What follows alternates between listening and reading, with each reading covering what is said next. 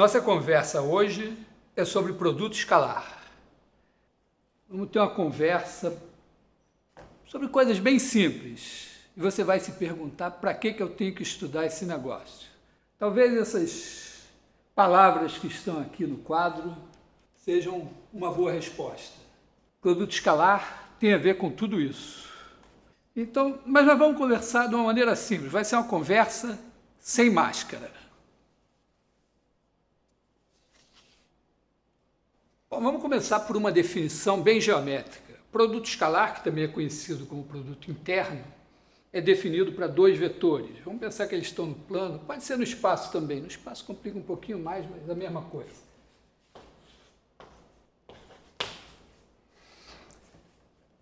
Essa é a definição.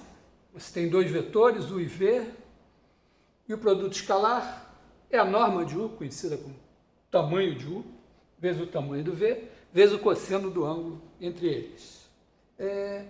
Tem um videozinho que mostra que a partir dessa definição a gente conclui que o produto escalar tem um certo número de propriedades. Vou escrever essas propriedades aqui. Então, não deixe de dar uma olhada no vídeo em que isso é deduzido. Você, a partir dessa definição, para vetores no plano, serve no espaço também, conclui que essas quatro propriedades são verdadeiras. Quaisquer vetores, aqui U, V, U1, U2, V1, V2, são vetores, e T é número. Eu tenho preguiça de botar flechinha em cima de vetor. Muito bem. Essas propriedades podem ser usadas agora para se obter uma fórmula do produto escalar. Vou mostrar aqui.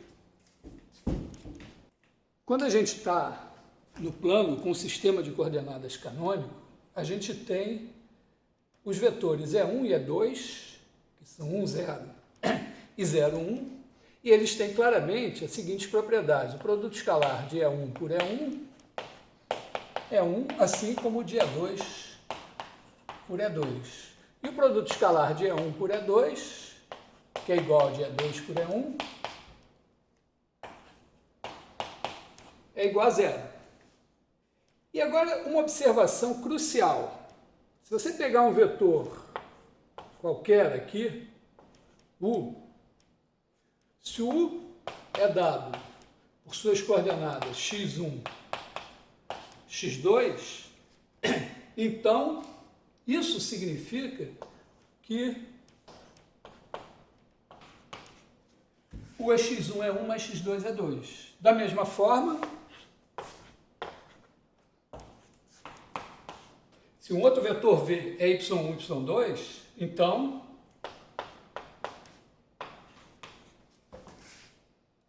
é uma observação simples, mas ela é crucial. E aí uma conta usando apenas essas propriedades, está no vídeo, dá uma olhada, nos mostra o seguinte.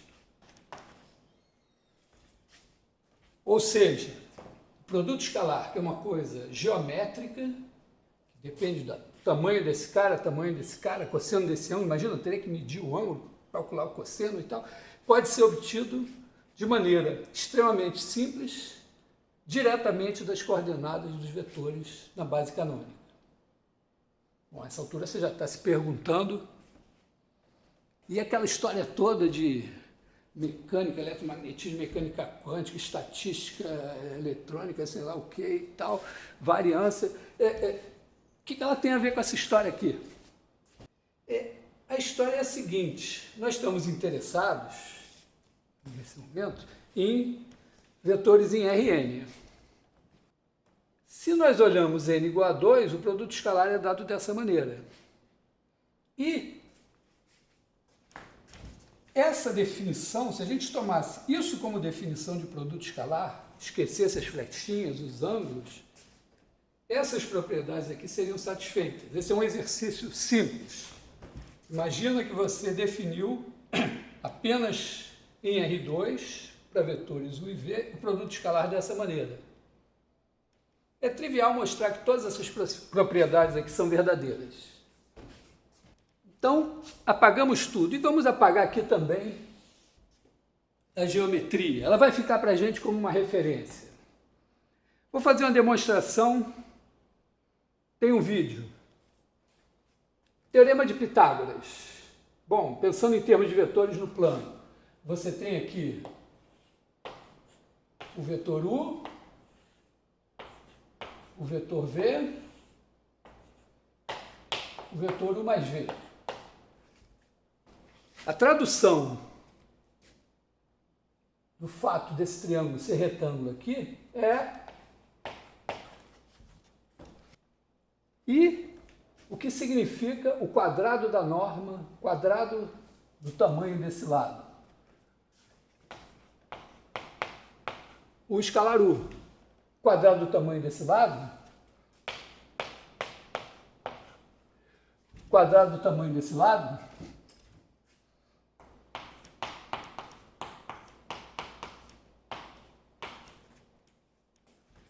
Teorema de Pitágoras, então, se traduz assim, né? E olha, basta essa hipótese. É só fazer a conta aqui.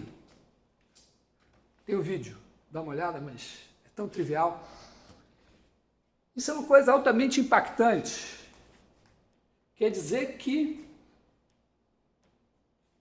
apenas com essas propriedades eu consigo demonstrar esse teorema de Pitágoras se eu traduzir ser perpendicular por ter produto escalar zero.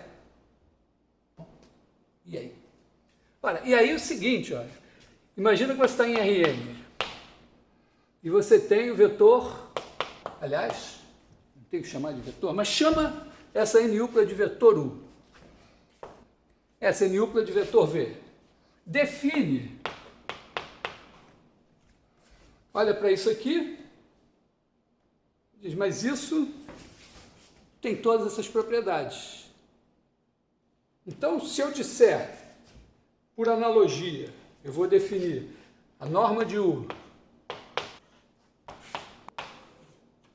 defino a norma assim, é uma maneira meio esquisita de pensar o tamanho dessa N-úpla. Mas, se você pensar na ideia do produto escalar, de como isso funcionava em R2, faz todo sentido. Você define isso assim. E aí, esse teorema continua verdadeiro. E é essa a história que a gente precisa entender. Nós vamos estudar um pouco as propriedades geométricas do produto escalar, não tanto porque a gente está interessado em fazer geometria no plano, mas é porque esse mesmo produto escalar pode ser transplantado para outras situações com as mesmas propriedades que ele tem no plano e coisas às vezes esquisitas lá em Rn, em até situações mais gerais, podem ser identificadas com situações que a gente compreende bem com vetores flechinha no plano. E isso ajuda a gente a pensar, a criar coisas e a concluir coisas bastante interessantes. Então, a viagem agora de estudar produto escalar no plano tem a ver com isso aqui e com coisas mais complicadas. Se você sabe integral, ó, a gente define o produto escalar de f por g, se f e g são funções definidas no intervalo AB,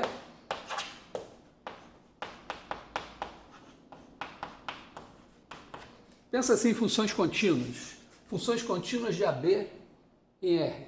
Isso aqui também tem essas propriedades. Claro, não vamos estudar isso, mas isso está por trás de muitas das situações que eu comentei aqui apenas de passagem. Nós temos também o vídeo da equação da reta, você deve olhar, mas eu queria destacar duas coisas. A projeção, a ideia de projeção.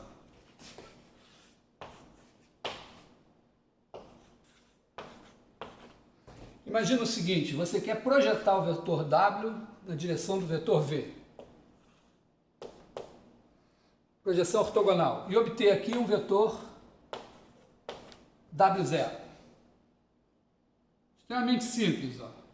Imagina que aqui você tem um vetor unitário U. Então, esse tamanho daqui é o tamanho de W vezes o cosseno do ângulo. Bom, é exatamente o produto escalar de W por U, porque U é unitário. Norma de U igual a 1. Então, você vai fazer W escalar U. Como é um vetor, vai ser esse tamanho aqui vezes o U. Esse é o nosso W0. Bom, mas quem é o U? O U, eu tinha o V, então U, eu peguei o V e dividi pela norma dele. Substitui aqui e você vai ter, fazendo uma conta rápida,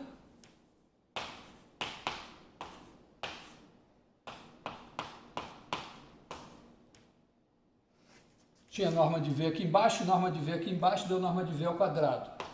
Não custa nada. Essa é a projeção. É extremamente importante saber projetar um vetor em cima de outro. É simples, mas é crucial. Uma outra coisa fundamental é o que eu chamo de truque de Fourier.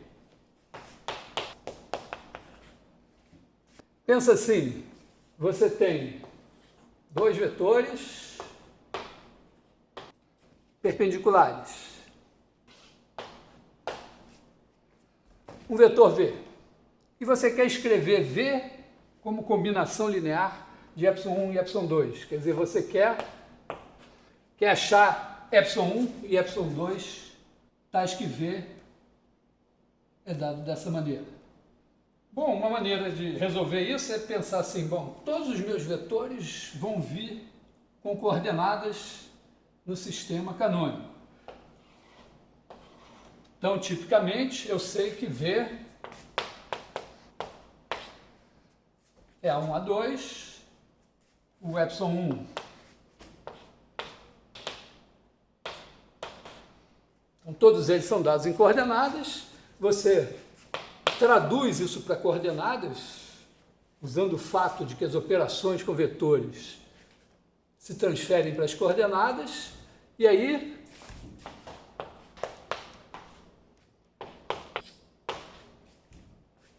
tem um sistema para resolver. Mas a gente poderia trabalhar de outra maneira. É a ideia que o Fourier teve. Vou fazer de novo. Esquece por hora as coordenadas. Olha só para cá e vê o seguinte. Multiplica dos dois lados escalarmente por ε1. Agora usa as propriedades.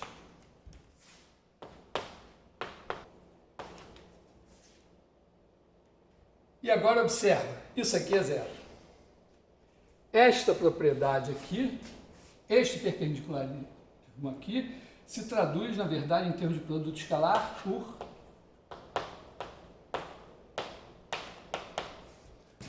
Então, toda vez que a gente falar ε1 e ε2 são perpendiculares, o que significa é isso aqui. Porque isso pode fazer sentido mesmo em Rn, se a gente tiver um produto escalar. E essa conta aqui faz sentido. Isso dá zero e você tem diretamente a mesma conta. É claro que se ε1 e ε2 forem unitários, melhor ainda, não tem que dividir por nada. Ganhamos alguma coisa? Só para dar uma ideia assim, imagina que em vez de ser 2, fossem n. A situação típica então seria a seguinte, você tem n vetores, possivelmente não mais em R2, em algum outro espaço assim, onde tem o produto escalar. E eles são 2 a 2 perpendiculares. Isso significa algebricamente apenas isto aqui. E você quer escrever o vetor V como uma combinação linear desses caras. Bom, na verdade você vai querer escrever vários vetores assim. Tipicamente, o que você vai fazer? Pelo primeiro método que a gente fez, vai transformar isso num sistema linear. E você vai ter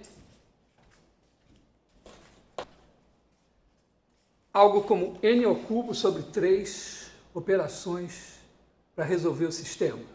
Vamos deixar aqui implícito assim que a gente já tem, a gente sabe quanto dá esses caras aqui, a gente já calculou, mas se não tiver calculado, a gente tem que calcular cada um deles, para cada um deles você tem n multiplicações, então você tem n ao quadrado.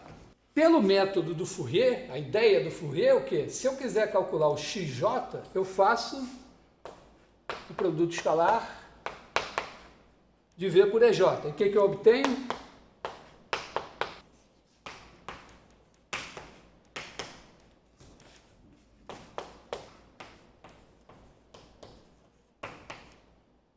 Abrindo isso, eu tenho isso aqui. Só que a minha hipótese diz que é 1 escalar EJ é 0, é 2 escalar EJ é 0, só no EJ não é 0 esse aqui. Todo mundo aqui é 0. Então, isso tudo morreu. E isso me diz o quê? Tem uma fórmula direta para calcular cada xj. Quanto me custa isso? N multiplicações aqui, N multiplicações aqui, uma divisão. Então, 2N mais 1. Tenho N vetores vezes N. Então, essencialmente, 2N ao quadrado. Ou seja, caiu de N3 para N2. Se N é muito grande, isso é uma economia considerável. E não é só isso, facilita muito o entendimento. Tem muita geometria aqui. Mas esse é o truque do Fourier. Sempre que você quer escrever um vetor como uma combinação de vetores que são ortogonais, é mais simples fazer dessa maneira, usando o produto escalar, do que resolver o sistema. Pensa bem nisso. Se não tiver entendido, me pergunta, eu faço outro vídeo para explicar.